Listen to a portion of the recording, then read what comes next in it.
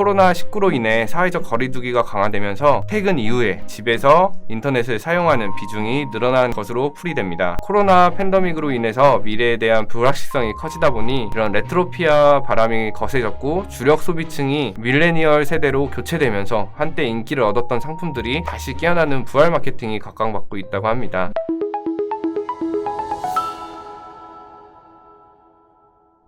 안녕하세요. 광고 컨설팅 본부 2팀 김윤중 팀장입니다. 오늘은 2021년 4월 온라인 광고 관련 뉴스 클리핑에 대해 같이 보려고 합니다. 광고주님들이나 마케터 분들께서 업무가 바빠서 최근 온라인 광고 시장에는 어떤 일들이 일어나고 있는지, 또 트렌드가 어떻게 바뀌고 있는지 모르고 지나갈 수 있을 것 같아서 준비해봤습니다. 가능하면은 주기적으로 해당 컨텐츠를 진행하도록 하려는데요. 그러면은 오늘 한번 같이 보도록 하겠습니다. 첫 번째 뉴스부터 한번 보겠습니다. 관심 있으신 분들은 아시겠지만은 2019년 구글에서는 크롬 서드파티 쿠키 지원을 중단하겠다는 발표를 했습니다. 그 이유는 쿠키 수집은 사용자 개인의 프라이버시를 침해한다는 논란으로부터 시작되었는데요. 이후 2001년 3월 구글은 프라이버시를 보호하면서 쿠키의 역할을 대체할 수 있는 플록이라는 기술을 개발했다고 합니다. 플록은 검색 내역 등의 데이터를 분석해서 비슷한 관심사를 가진 사용자들을 수천 명 단위로 그룹화해서 광고주들에게 특정 집단의 정보만 제공하여 사용자 개개인의 정보가 직접 노출되는 것을 방지한다고 하는데요. 실제 구글은 지난 1월 플록 기반의 맞춤형 광고를 테스트하였고 쿠키 기반의 광고와 비교해도 광고 효과가 떨어지지 않는다면서 테스트 결과를 공개하기도 했습니다. 마케터 분들께서도 업무에 직접적인 연관성은 없지만 참고해 두시면 좋을 것 같아서 같이 한번 봤고요. 다음은 나스미디어가 국내 PC, 모바일 인터넷 이용자의 주요 서비스 이용 행태 및 광고 수용 행태를 분석한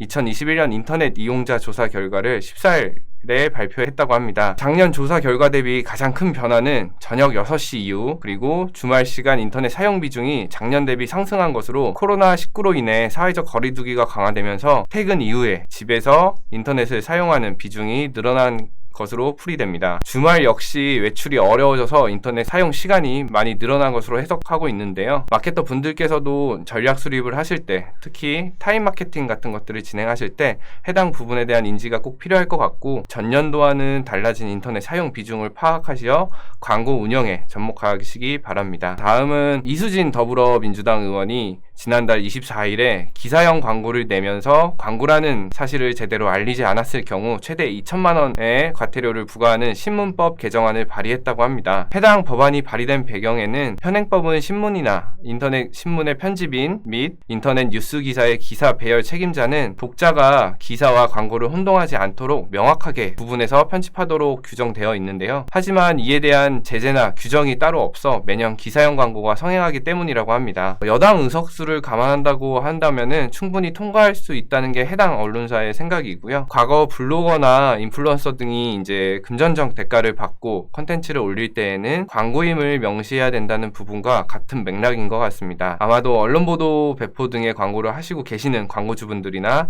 마케터 분들께서는 이 법안이 어떻게 될지 관심 있게 지켜보셔야 될 것 같습니다. 다음은 네이버는 빠른 정산 서비스 지급 비율을 배송 완료 다음날 90%에서 100%로 확대한다고 9일날 밝혔습니다. 구매 확정이 되지 않은 상황에서 담보나 수수료 없이 판매 대금의 100%를 배송 완료 하루 만에 지급하는 건 글로벌 이커머스 업계 최초라고 하는데요. 네이버에서 빠른 정산 서비스를 강화하는 건 이번이 두 번째로 지난 1월엔 정상 주기를 배송 완료 이틀 후에서 하루 만에 이제 진행을 하게끔 강화했었는데 최근 판매 대금의 정산 비율이 100%로 또다시 확대되면서 이제 온라인 판매자들의 자금 회전이 더 원활해졌고 정산이 한 번에 이루어지기 때문에 정산액을 두 번 확인할 필요가 없어져 편의성도 많이 높아졌다고 하네요. 그러면서 자연스럽게 수수료 받는 선정산 프로그램인 킥 에스크로 서비스를 중단하기로 했다고 하는데요. 확실히 최근 6개월 내에 네이버 관련 뉴스 기사들만 봐도 네이버에서 이제 쇼핑 관련된 사업에 지속적으로 힘을 실어주고 있는 게 보이니까 이 부분도 참고해 주시면 좋을 것 같습니다. 다음은 레트로 열풍이 기성세대에는 추억과 향수를, 그리고 밀레니얼 세대에게는 신선함을 불러일으키며 전 세대에 어필하자 업계는 이제 과거 단종됐던 제품을 속속 재출시하고 있다고 합니다. 코로나 팬데믹으로 인해서 미래에 대한 불확실성이 커지다 보니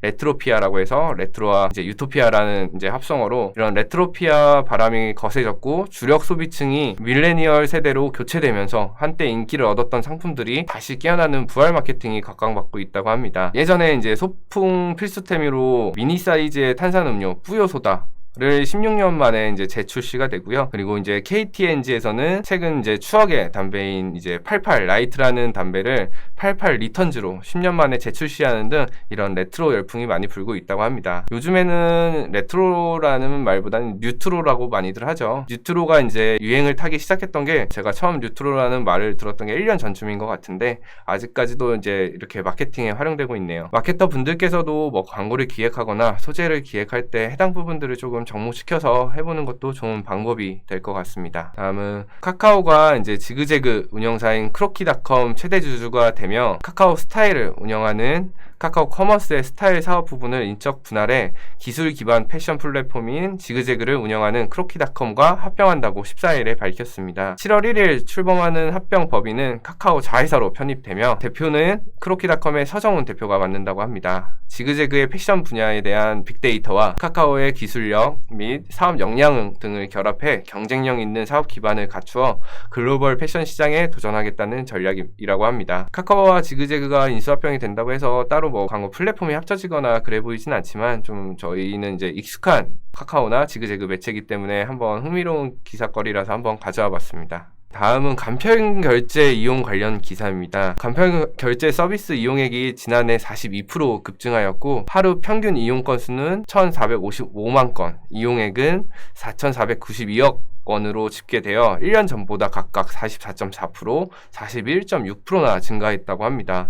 코로나로 인해서 언택트 마케팅이 확산되면서 간편결제 서비스가 각광받고 있는 것 같습니다. 광고주님들이나 마케터 분들께서도 아직 자사 혹은 광고주님들의 사이트에 간편 결제 서비스가 안 되어 있다고 하면은 빠르게 도입하시길 바랍니다. 다음은 요즘 이슈가 되고 있는 라이브 커머스 관련 기사입니다. 양정숙 무소속 의원은 지난달 통신판매 중개업자에게 라이브 커머스 방식으로 진행된 통신판매 영상을 녹화 등의 방법으로 보존하고 통신판매 중개 의뢰자와 소비자가 해당 영상을 열람, 보존할 수 있는 방법을 제공할 의무를 부과하는 법안을 냈다고 합니다. TV 홈쇼핑의 경우에는 공중파를 이용하기 때문에 사전에 심의와 표시 광고 규제 등이 있었는데 그리고 또 소비자 보호 책임 등의 의무가 있는 반면에 비슷한 형태의 라이브 커머스는 현재 관련된 법과 제도가 미비하여 규제가 사실상 없다고 하는데요. 이러한 문제 때문에 실제 공정위나 방통위에서도 요즘 이제 이커머스 시장이 많이 커지다 보니까 그거에 대한 규제 강화를 추진하는 중이라고 합니다. 그래서 이제 저희가 좀 밀접하게 관련된 기사라서 한번 참고 삼아 가져와 봤습니다. 다음은 이제 틱톡 관련된 기사인데요. 국내 인터넷 업체인 네이버, 카카오, 그리고 그립의 라이브 커머스 경쟁이 굉장히 치열한 가운데 글로벌 동영상 플랫폼인 틱톡도 국내 라이브 커머스 시장에 뛰어든다고 합니다. 국내 사업자들의 가장 큰 변수일 수 있다는데요. 실제 틱톡은 작년부터 국내 서비스를 준비해왔고 지난해 12월에는 현대백화점과 로라메르시 등과 협업해 라이브 커머스를 테스트해보기도 했다고 합니다. 틱톡의 경우에는 이제 MZ세대를 중심으로 인기를 끌었던 플랫폼으로 이제 국내 출시 시에 기존 네이버와 카카오 라이브 커머스 플랫폼에 기존 MZ세대가 틱톡으로 이탈할 수도 있다고 이제 업계에서는 관측하기도 하고요. 아마도 틱톡이 시장에 진입하기 전에 기존 플랫폼들도 라이브 커머스의 시장 강화에 더욱 박차를 가하지 않을까 하는 생각이 듭니다. 이상 4월달 뉴스 클리핑 준비한 것들을 살펴보았고요. 요즘 제가 이제 뉴스 클리핑을 하다 보면은 라이브 커머스에 관련된 뉴스가 정말 많이 나옵니다. 그만큼 라이브 커머스가 마케팅 영역에서 빠질 수 없는 요소로 자리 잡고 있다는 것 같은데요. 저희 AMPM 글로벌도 현재 라이브 커머스 시장에 적극적으로 뛰어들기 위해서 준비를 하고 있고 움직이고 있는 상황이니 마케트 분들이나 광고주 분들께서도 많은 관심 바랍니다. 이상 교육은 마치도록 하겠습니다. 감사합니다.